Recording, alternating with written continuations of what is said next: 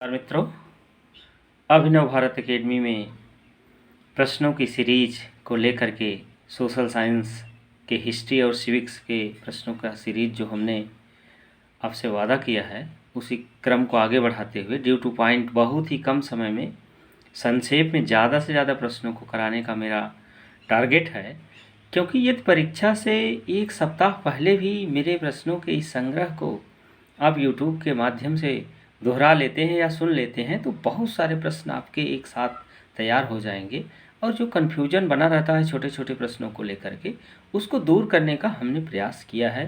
तो मित्रों, एक बार पुनः आप सभी को धन्यवाद। और हम सीधे इधर उधर और फजूल की बातें न करते हुए कम समय में अपने ज़्यादा से ज़्यादा प्रश्नों को हल कराने का जो लक्ष्य है उसकी तरफ चलते हैं कि प्राचीन पाषाण काल के निवासियों को निम्नलिखित में से किस विषय का ज्ञान था।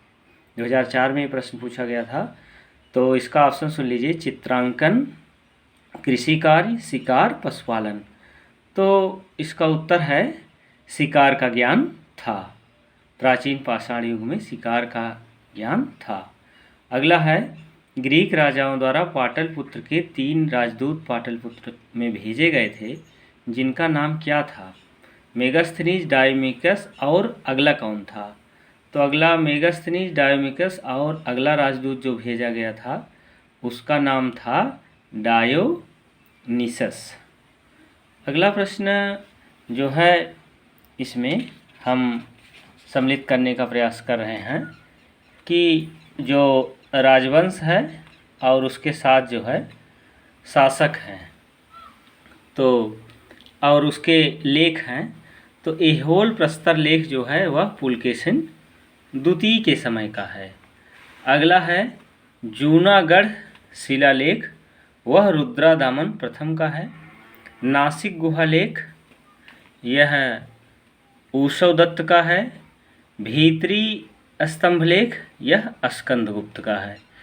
तो मित्रों, प्रश्नों के इसी क्रम को आगे बढ़ाते हुए हम लगातार अग्रसर हो रहे हैं। तो अगला क्वेश्चन जो है वह आपका है कि हड़प्पा सभ्यता के तहत वह एकमात्र जगह कौन सी है जहां 216 मीटर लंबा तथा 37 मीटर चौड़ा एक नौका घाट अवस्थित था? कालीबंगा है कि कोटदीजी है कि लोथल है कि रूपर है? तो मित्रों, इसका उत्तर हो जाएगा लोथल है। अगला क्वेश्चन है कि सिंधु घाटी सभ्यता के पतन के संबंध में दिए गए निम्नलिखित तथ्यों में से कौन सा सही ढंग से सुमेलित है? तो इसमें सही ढंग से सुमेलित है मित्रों, सारा ऑप्शन ना बताते हुए सीधे उत्तर की तरफ चलते हैं। ये सिंधु घाटी के पतन का अभी तक कोई निश्चित कारण ज्ञात नहीं हुआ है, इसलिए ये स्पष्ट करना बेहद कठिन काम है। बहुत सारे इतिहासकारों ने इस पर काम किया है, लेकिन एक निश्चित दिशा में एक निश्चित उत्तर कह पाना बेहद ही कठिन है। 10 राजाओं, अगला क्वेश्चन है, 10 राजाओं के विख्यात युद्ध को निम्नलिखित कौन विजयी हुआ था? इसमें दियोदास, सुदास और अगला है तुर्वसगण, यदुगण। तो 10 राजाओं के विख्यात युद्ध में निम्नलिखित कौन विजयी हुआ था? इसका उत्तर है सुदास। अगला क्वेश्चन है, कश्मीर में श्रीनगर किसने बसाया था? हर्ष, अशोक, चंद्रगुप्त प्रथम, बिंदुसार। तो इसका उत्तर हो जाएगा मित्रों अशोक। अगला क्वेश्चन है, उत्तर भारत में गणतंत्र और राजतंत्र महाजनपद की स्थापना हुई थी लगभग 900 ईसा पूर्व, 800 ईसा पूर्व, 700 ईसा पूर्व, 600 ईसा पूर्व। तो इसका उत्तर हो जाएगा मित्रों 600 ईसा पूर्व। किस शासक ने अपने को देवताओं कहलाया? चंद्रगुप्त विक्रमादित्य ने, कनिष्क ने, अशोक ने, समुद्रगुप्त ने। इसका उत्तर हो जाएगा मित्रों अशोक ने। अगला क्वेश्चन है, बौद्धों का वह धर्म ग्रंथ जिसमें गौतम बुद्ध के पूर्ववर्ती जन्मों की कथाएं संकलित हैं वह क्या कहलाता है? जीवक, जातक, विनय पिटक, उपयुक्त में से कोई नहीं। तो इसका उत्तर हो जाएगा मित्रों जातक कहा जाता है उसको। निम्नलिखित में से कौन सा अंचल चंद्रगुप्त मौर्य के साम्राज्य में शामिल नहीं था? अफगानिस्तान, बलूचिस्तान, तमिलनाडु और बंगाल। तो इसका उत्तर हो जाएगा मित्रों इसमें तमिलनाडु शामिल नहीं था।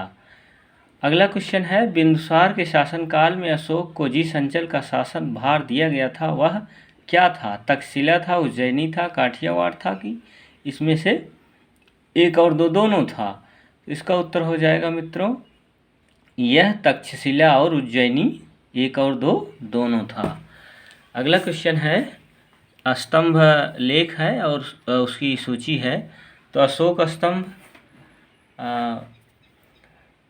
लौड़िया नंदनगढ़ से प्राप्त हुआ, साड़ी वाली राजधानी रायपुरवा से, लोमर्स गुफा बर्बर हिल्स से, छिद्रयुक्त स्तूप रोपड़ से प्राप्त हुआ है। तो अगला प्रश्न है, मौर्य साम्राज्य के पतन का एक संभावित कारण क्या था?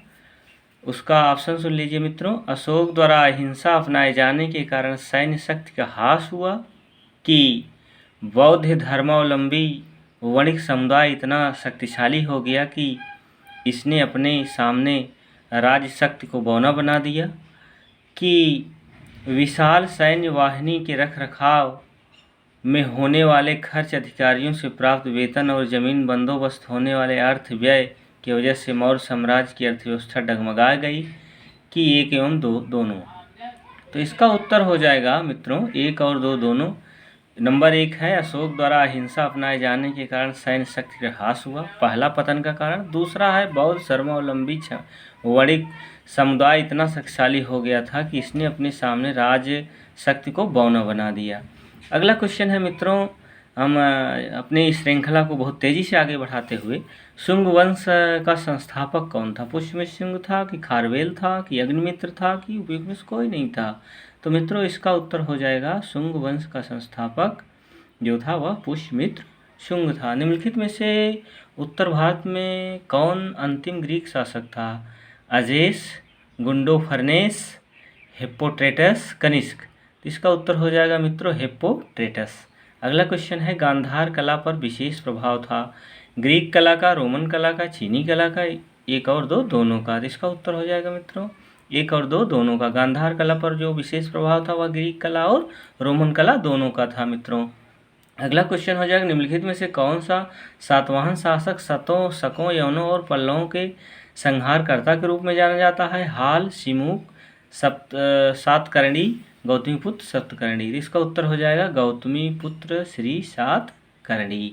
अगला है, इलाहाबाद शिलालेख में समुद्रगुप्त की प्रशस्ति है जिसके रचयिता हैं, इसके दरबारी कब कौन थे? तो इसका उत्तर हो जाएगा हरिसेन। इलाहाबाद शिलालेख में समुद्रगुप्त की जो प्रशस्ति मिली है और इसके रचयिता और उनके दरबारी जो समुद्रगुप्त के थे उनका नाम क्या था? हरिसेन था।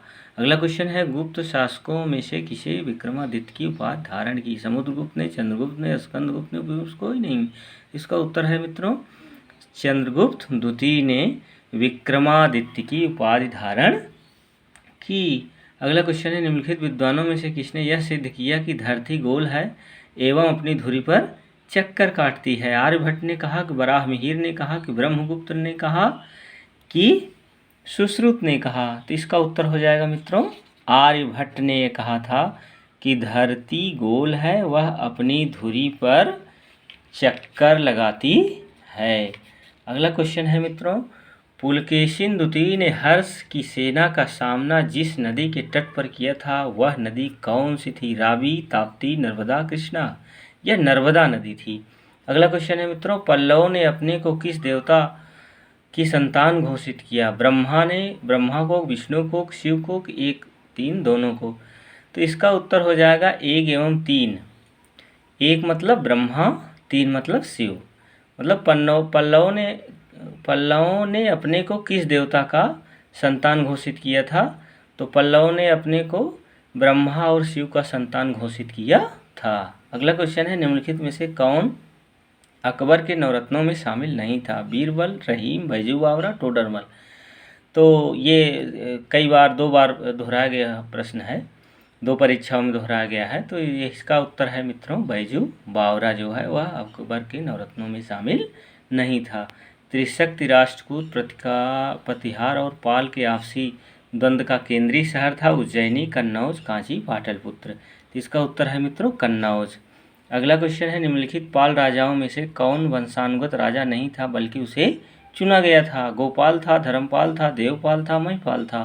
तो इसका उत्तर हो जाएगा मित्रों, गोपाल जो है वह पाल राजाओं में से वंशानुगत राजा नहीं था, बल्कि उसे चुना गया था। इसका उत्तर हो जाएगा गोपाल।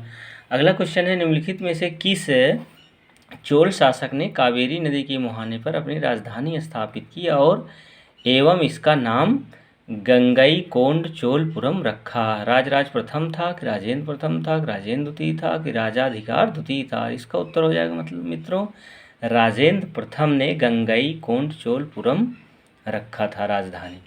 अगला है, निर्माण करवाया था उसने। अगला क्वेश्चन है, सुल्तान महमूद गजनवी ने भारत पर बार बार आक्रमण किया, तो कितनी बार किया? 20 बार, 19 बार, 18 बार, 17 बार? तो इसका उत्तर हो जाएगा मित्रों, 17 बार आक्रमण महमूद गजनवी ने भारत पर किया था। महाबलीपुरम के तथाकथित रथशिल्प के साथ किस नाम का नाम विशेष रूप से युक्त है? सिंह विष्णु, महेंद्र वर्मन, नरसिंह वर्मन प्रथम, परमेश्वर वर्मन प्रथम? तो इसका उत्तर हो जाएगा नरसिंह वर्मन प्रथम। महाबलीपुरम का तथाकथित रथशिल्प के साथ उसका नाम विशेष रूप से जोड़ा जाता है। इसका उत्तर है नरसिंह वर्मन प्रथम। अगला क्वेश्चन है, तराइन के द्वितीय युद्ध के पश्चात तुर्की शासक के अंतर्गत जो क्षेत्र हस्ताक्षरित हो गया वह क्या था? दिल्ली था, पूर्वी राजस्थान था, पश्चिमी राजस्थान था कि एक और दो दोनों था? इसका उत्तर हो जाएगा एक और दो दोनों था। एक मतलब दिल्ली और पूर्वी राजस्थान था, जो तराइन के द्वितीय युद्ध के पश्चात तुर्की शासन के अंतर्गत क्षेत्र में हस्तांतरित हो गया था। अगला क्वेश्चन है मित्रों, मोहम्मद गोरी की मृत्यु के पश्चात कुतुबुद्दीन ऐबक भारतीय प्रांतों पर शासन किया एवं एक राजवंश की स्थापना की, जिसका क्या नाम था? ऐबक वंश, गुलाम वंश, सल्तनत वंश की 2 और 3 दोनों? तो इसका उत्तर हो जाएगा मित्रों गुलाम वंश। मोहम्मद गोरी के मृत्यु के पश्चात कुतुबुद्दीन ऐबक ने भारतीय प्रांतों पर शासन किया एवं एक राजवंश की स्थापना की, जिसका क्या नाम था? गुलाम वंश। अगला है, दिल्ली में मेहरौली के पास स्थित प्रसिद्ध कुतुब मीनार का निर्माण कार्य पूरा किया गया था इल्तुतमिश के द्वारा, रजिया के द्वारा, बलबन के द्वारा, ऐबक के द्वारा? तो इसका उत्तर है मित्रों, इल्तुतमिश ने कुतुबुद्दीन ऐबक का काम जो था उसको उन्होंने पूरा करवाया। अगला क्वेश्चन है, अपने विख्यात नेता चंगेज़ खां के नेतृत्व में मंगोल प्रथम बार सिंधु नदी के किनारे संगठित हुए थे 1221 में, 1222 में, 1223 में, 1224 में? तो इसका उत्तर हो जाएगा मित्रों 1221 ईस्वी में सिंधु नदी के किनारे ये लोग संगठित हुए थे। अगला है, निजामुद्दीन औलिया कौन था? शासक था, सूफी संत था, सिपह सालार था, अमीर था? इसका उत्तर हो जाएगा निजामुद्दीन औलिया सूफी संत थे। अगला है, तुगलकाबाद शहर का निर्माण किसने करवाया? मोहम्मद बिन तुगलक ने, गियासुद्दीन तुगलक ने, फिरोज शाह तुगलक ने, एक और दो दोनों ने? इसका उत्तर हो जाएगा मित्रों गियासुद्दीन तुगलक ने तुगलकाबाद शहर का निर्माण कराया था। अगला है, निम्नलिखित में से किसे काकोरी कांड में मुकदमे का सामना नहीं किया? अशफाकुद्दौला ने, राजेंद्र लाहिड़ी ने, रोशन सिंह ने, चंद्रशेखर आज़ाद ने? तो चंद्रशेखर आज़ाद ने काकोरी कांड में जो मुकदमा हुआ था उसका सामना नहीं कर बच गए थे, तो उसका सामना इन्होंने नहीं किया था। उत्तर बंगाल में अदीना मदीना का निर्माण हुआ था, किसने करवाया था? सिकंदर शाह ने, शेर शाह ने, आदिला शाह ने, अहमद शाह ने? तो इसका उत्तर है मित्रों सिकंदर शाह द्वारा अदीना मस्जिद का निर्माण कराया गया था। अगला प्रश्न है, all India trade union Congress के बम्बई अधिवेशन की अध्यक्षता किसने की? यमे डांगे ने, यसे डांगे ने, लाला लाजपत राय ने, बी शिव राव ने? इसका उत्तर हो जाएगा मित्रों लाला लाजपत राय ने all India trade union Congress की स्थापना बम्बई के अधिवेशन में अध्यक्षता उसने की थी। अगला है, दक्षिण भारत के विजयनगर राज्य के मुख्य प्रतिद्वंदी के कौन सुल्तान थे? वारंगल, मदुरै, हसियाल, बहमनी राज्य? तो दक्षिण भारत के विजयनगर राज्य के मुख्य प्रतिद्वंदी जो था वह बहमनी राज्य के सुल्तान हुआ करते थे। अगला है, उत्तर भारत में भक्ति आंदोलन भक्ति के इर्द गिर्द विकसित हुए थे क्या? राम, कृष्ण, ब्रह्मा, एक और दो दोनों? तो इसमें क्या है कि राम और कृष्ण जो है उत्तर भारत के भक्ति आंदोलन में राम और कृष्ण के इर्द गिर्द हुई यह भक्ति विकसित हुई थी। गुरु नानक का जन्म तलवंडी नामक स्थान पर किस वर्ष में था, किस नदी के किनारे हुआ था? 1470 में झेलम नदी के किनारे, 1469 में रावी नदी के किनारे, 1471 में चेनाब नदी के किनारे, 1466 में सरयू नदी के किनारे। तो इसका उत्तर हो जाएगा मित्रों 1469 में रावी नदी के किनारे जो है इनका जन्म हुआ था। अगला है पानीपत के प्रथम युद्ध में लोदी वंश की रीढ़ की हड्डी ही तोड़ दी और इसके परिणाम स्वरूप बाबर के नियंत्रण में एक बहुत बड़ा भूभाग आ गया। वह भूभाग फैला था पंजाब एवं मुल्तान तक, दिल्ली एवं आगरा तक, कि बंगाल और बिहार तक, कि सिंध और पंजाब तक। तो यह फैला था कहाँ तक? दिल्ली और आगरा तक यह फैला हुआ था। अगला क्वेश्चन है मित्रों, मिलान करना है। तो पानीपत का जो प्रथम युद्ध हुआ था वह 1526 ईस्वी में बाबर ने इब्राहिम लोदी को इस युद्ध में हराया था। पानीपत का प्रथम युद्ध 1526 ईस्वी में हुआ था। खानवा का युद्ध 1527 ईस्वी में हुआ था। बाबर ने महाराणा सांगा को हराया था। अगला है चौसा का युद्ध 1539 ईस्वी में हुआ था। शेर शाह ने हुमायूं को हराया था। अगला है कन्नौज का युद्ध जो क्या कहते हैं, ये 1640 ईस्वी में हुआ था। 1540 ईस्वी में हुआ था। शेर शाह ने हुमायूं को इसमें हराया था। अगला है शेर शाह के शासनकाल में काश्तकारों के अधिकार का दायित्व विधिवत मंजूर किए गए थे और उन्हें स्पष्ट रूप से परिभाषित किया था। वो शामिल थे काबुलियत में, पट्टा में, सर्दिश में, उपयुक्त में से कोई नहीं। तो इसमें इसका उत्तर हो जाएगा उपयुक्त में से कोई नहीं। हुमायूं के नेतृत्व में मुगल सेना एवं अफगान सेना के बीच 5 नवंबर 1556 को युद्ध हुआ था। इस युद्ध को किस नाम से जाना जाता है? इस युद्ध को पानीपत का युद्ध कहा गया। 1556 में पानीपत का जो ये युद्ध था इसको पानीपत के द्वितीय युद्ध के नाम से भी जाना गया। अकबर ने जजिया कर समाप्त कर दिया था। कब समाप्त कर दिया था? 1565 में, 1564 में, 1563 में, 1562 में। तो अकबर ने 1564 ईस्वी में जजिया कर को समाप्त कर दिया था। नूरजहां पुत्री थी किसकी? ख्वाजा मोहम्मद शरीफ की, मलिक मसूद की, गिरिजा बयास बेग की, तो इसका उत्तर हो जाएगा गिरिजा गियास बेग की पुत्री नूरजहां थी। अगला है निम्नलिखित में से किसने उपनिषद को फारसी भाषा में अनुवाद कराने की पहल की? तो इसका उत्तर क्या हो जाएगा? पहले ऑप्शन देख लीजिए, दारा, मुरीद, औरंगजेब की शाहजहां। तो इसका उत्तर हो जाएगा दारा ने। अगला है सिखों के निम्नलिखित गुरुओं के कालक्रम की दृश्य सजाइए। तेग बहादुर, गुरु गोविंद, बंदा बहादुर की हरकिशन। तो इसमें पहले गुरु हरकिशन थे जो 1661 से 1664 तक थे। दूसरे थे गुरु तेग बहादुर जो 1664 से 1675 तक थे। तीसरे गुरु थे गुरु गोविंद सिंह जो 1675 से लेकर 1708 तक थे। चौथा ऑप्शन में जो है बंदा बहादुर थे जो 1670 से 1716 तक थे। तो कालक्रम के अनुसार ये व्यवस्था थी। शिवाजी का राज्याभिषेक कब हुआ था? तो शिवाजी का राज्याभिषेक 1674 में हुआ, 75 में, 76 में, 77 में। तो इसका उत्तर हो जाएगा मित्रों शिवाजी का जो राज्याभिषेक हुआ था वह 1674 ईस्वी में हुआ था। ईस्ट इंडिया कंपनी को बंगाल का पूर्ण स्वामित्व प्राप्त हुआ 1764 में, 1765 में, कि 1766 में, 1767 में। इसका उत्तर हो जाएगा मित्रों 1764 में ईस्ट इंडिया कंपनी को बंगाल का पूर्ण स्वामित्व प्राप्त हुआ था। गांधी जी को महात्मा की उपाधि किसने दी थी? बाल गंगाधर तिलक ने, गोपाल कृष्ण गोखले ने, मोतीलाल नेहरू ने, रविन्द्रनाथ टैगोर ने।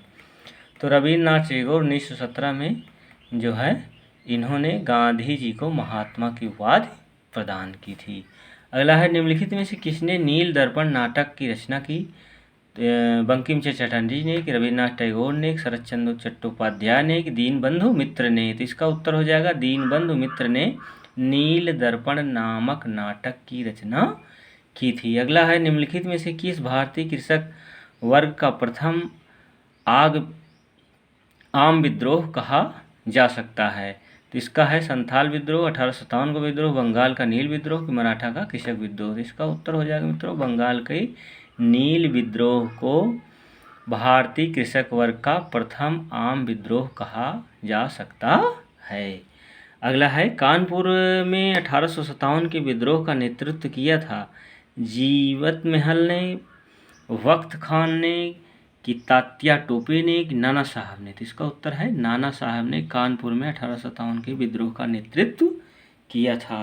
अगला है निम्नलिखित में से कौन भारतीय राष्ट्रीय कांग्रेस की प्रथम बैठक में उपस्थित नहीं हो पाया था? दादा भाई नौरोजी, सुरेंद्र नाथ बनर्जी, बदरुद्दीन तैयब जी, रमेश चंद्र दत्त। तो इसका उत्तर हो जाएगा मित्रों सुरेंद्र नाथ बनर्जी जो है ये उपस्थित नहीं हो पाए थे। अगला क्वेश्चन है किसके शासनकाल में स्थापत्य कला का स्वर्ण काल कहा जाता है? अकबर के, जहांगीर के, शाहजहां के, औरंगजेब के? तो इसका उत्तर हो जाएगा मित्रों स्थापत्य कला का स्वर्ण काल कहा जाता है शाहजहां के काल को, क्योंकि शाहजहां ने ये देखा जाए तो बहुत सारे जो है महल मकबरे और स्थान का निर्माण कराया, जिसमें ताजमहल भी एक बेमिसाल इमारत के रूप में आज भी विद्यमान है। तो अगला नेक्स्ट क्वेश्चन की तरफ हम चलते हैं। मेगास्थनीज कौन था? मंत्री था, सेनापति था, स्वतंत्रता सेनानी था, राजदूत था? तो जाहिर सी बात है मेगास्थनीज क्या था? वह राजदूत था। भारत छोड़ो प्रस्ताव के सृष्टा कौन थे? सरदार वल्लभ भाई पटेल, जवाहरलाल नेहरू, आचार्य नरेंद्र देव? इसमें से कोई नहीं। तो भारत छोड़ो आंदोलन का जो प्रस्ताव किया था वो अभी मैं पहले भी वाले वीडियो में भी बताया था कि पंडित जवाहरलाल नेहरू थे। निम्नलिखित घटनाओं के कालक्रम की दृष्टि से बताइए या सजाइए। तो निम्नलिखित घटना को कालक्रम के अनुसार यदि कहेंगे तो सबसे पहले जो घटना थी वह पहले मोपला विद्रोह हुआ, फिर उसके बाद मोपला विद्रोह के बाद चौरी चौरा कांड हुआ, फिर उसके बाद जो है क्या हुआ कि चटगांव शस्त्रागार की लूट हुई। तो ये जो है कालक्रम है इसका। रैदास किसके शिष्य थे? आज के इस वीडियो का अंतिम प्रश्न जो है आपके सामने 63 क्वेश्चन जो है यहाँ पर हम समाप्त करेंगे कि रैदास किसके शिष्य थे? रामानंद के कि दादू दयाल के कि चैतन्य के कि नामदेव के? तो रैदास किसके शिष्य थे भाई? ये जो है प्रश्न आपके टीजीटी में बार बार पूछा गया है। तो इस तरीके से हम यहाँ पर आज के इस वीडियो के साथ यहीं पर समाप्त करते हैं।